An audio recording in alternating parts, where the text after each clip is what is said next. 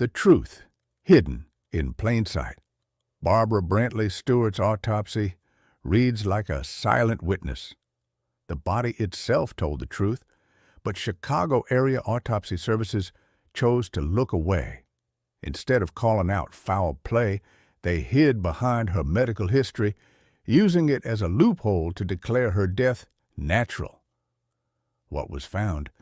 A 12-centimeter bruise on her right lower abdomen, nearly 5 inches wide, not from fainting or falling. That kind of injury requires sustained weight, the mark of being pinned down.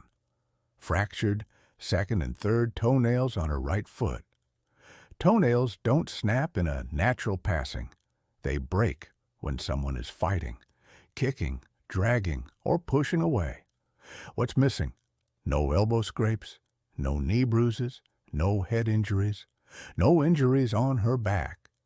If Barbara had collapsed naturally, her body would have shown those injuries. But it didn't. Instead, the evidence points to restraint and struggle. And in those critical moments, Anthony C. Stewart stalled.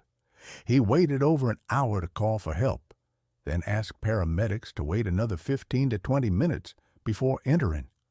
Why stall unless he was covering his tracks? Chicago area autopsy ignored all of this, leaning on Barbara's health conditions as an excuse to call it natural.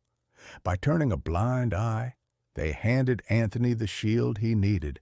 This wasn't natural. This wasn't peaceful. This was calculated evil. Barbara's body tells the truth. A massive bruise from being pinned down. Broken toenails from fighting back. No collapse injuries anywhere else. A husband who stalled, delayed, and manipulated the system. A 5-inch bruise proves Barbara was pinned. Anthony C. Stewart did this.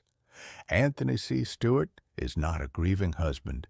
He is a wolf in sheep's clothing who used his next of kin rights and Chicago area autopsy's silence to cover his tracks. In failing to call out the obvious foul play, they became his accomplice. Whatever is done in the dark will come to light, and when it does, it will show what Barbara's body already revealed. She was pinned, silenced, and betrayed by her husband and by the system that failed her.